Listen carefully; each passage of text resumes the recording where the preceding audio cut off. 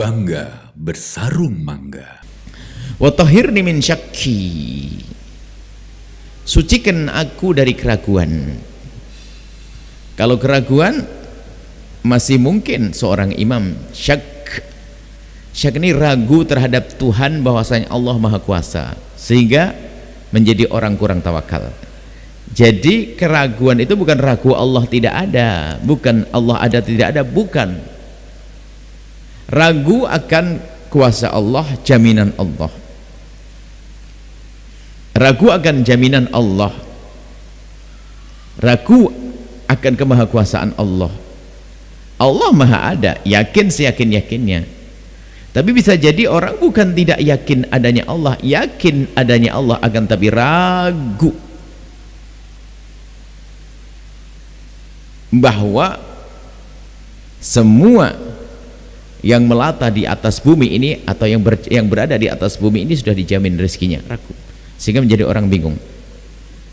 Ragu tentang kuasaan Allah, bukan ragu tentang zatnya Allah, sehingga kurang tawakal, masih bingung, suka gelisah dengan kekurangan rezeki, suka gelisah dengan kekurangan yang Allah timpakan kepadanya.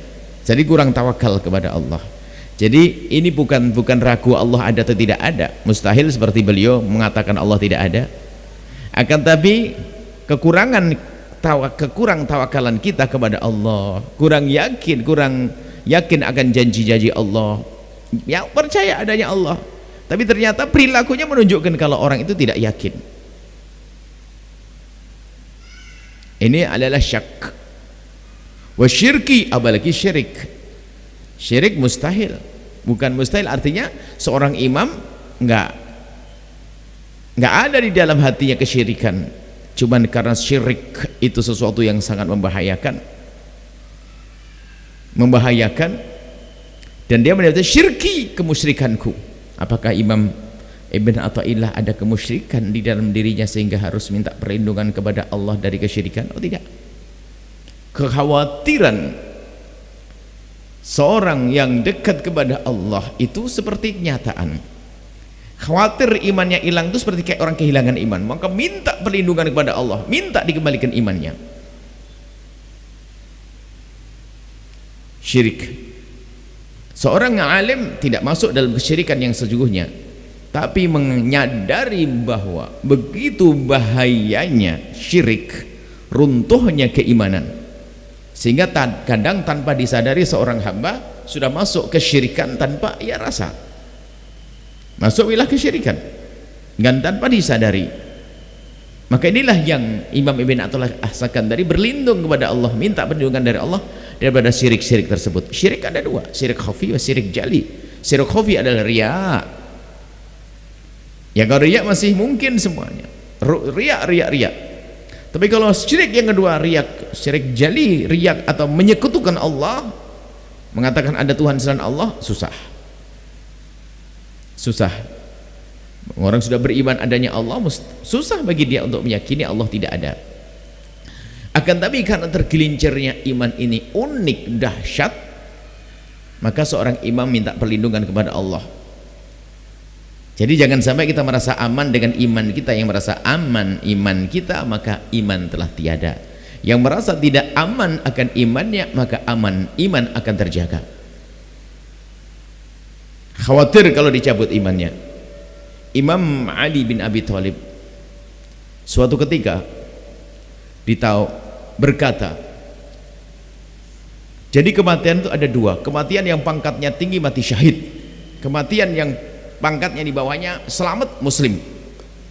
Seorang muslim saja, orang mati dalam keadaan Islam sudah beruntung.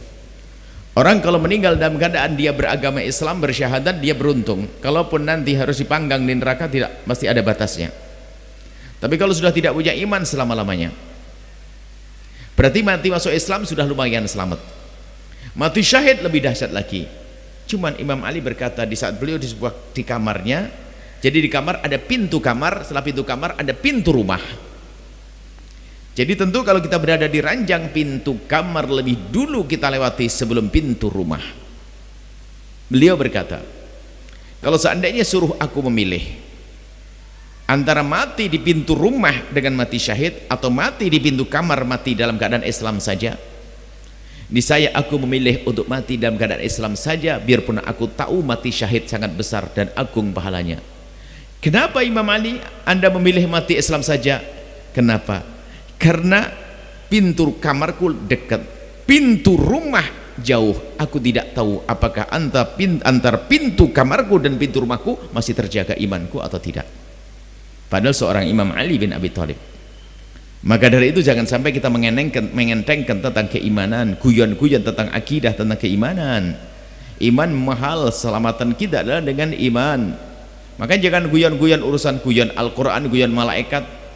Nanti ada sesuatu yang menjadikan iman itu runtuh, banyak. Iman hilang tanpa dia sadari. Qabla khululi ramsi, sebelum aku mati. Khulul, rams ada kematian, kubur.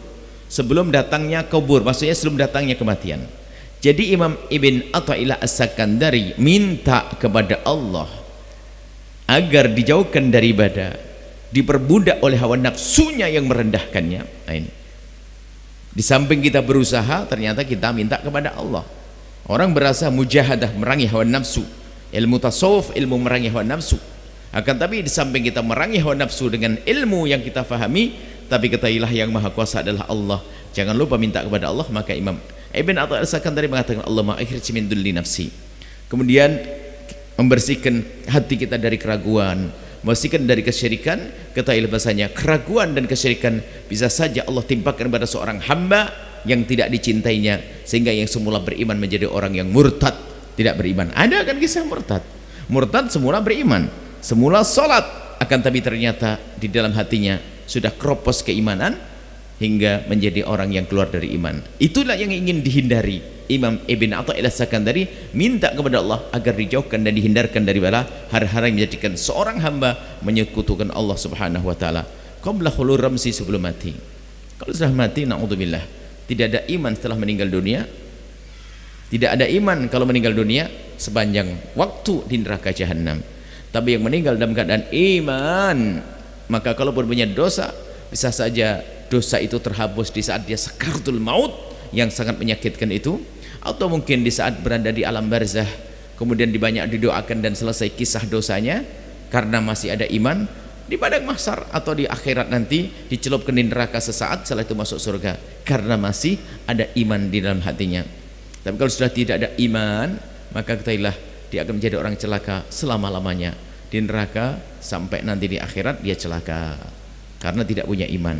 Semoga Allah menjaga iman kita, menjaga hati kita, membersihkan hati kita dari keraguan, dan membersihkan hati kita daripada kesyirikan.